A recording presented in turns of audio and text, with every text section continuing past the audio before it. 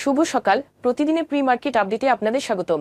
সূচক 9.55 পয়েন্ট বা 0.18% সামান্য বৃদ্ধি পেয়ে 5,226 পয়েন্টে লেনদেন শেষ হয়েছে। বাজারের লেনদেনের পরিমাণ ছিল 415 কোটি টাকা, যা আগের দিনের তুলনায় 8.45% কম। 2024 সালের চতুর্থ প্রান্তিকে আমানত এবং সুদহার বৃদ্ধি পেয়েছে। আমানতের হার 6.04% এবং ঋণের হার 12.05% বৃদ্ধি পেয়েছে। তারল্য সংকটে থাকা ব্যাংকগুলি উচ্চতর সুদের হার প্রদান করেছে, যার ফলে মোট আমানত 3.2% বৃদ্ধি পেয়ে 18.84 ট্রিলিয়ন টাকায় পৌঁছেছে। অন্যদিকে বেসরকারি খাতের ঋণ প্রবৃদ্ধি অনেকটা মন্থর ছিল।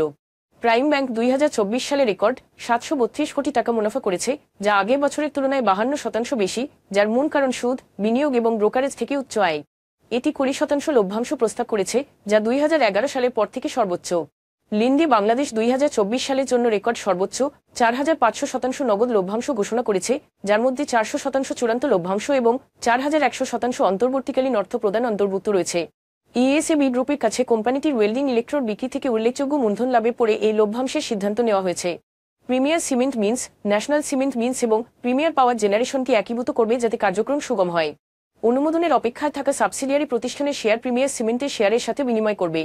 যদিও কোম্পানিটি যে একীভূতকরণ কার্যক্ষমতা আরও উন্নত করবে, কিন্তু বিশ্লেষকরা আর্থিক বরাদ্দ এবং শেয়ার হোল্ডারদের তুলনায় পরিচালকদের সম্ভাব্য সুবিধা নিয়ে উদ্বেগ প্রকাশ করেছেন। এখন এ পর্যন্তই। বিকেলে আবারও আসছে ডেইলি মার্কেট আপডেট নিয়ে। সে পর্যন্ত আমাদের সঙ্গেই থাকুন। ধন্যবাদ।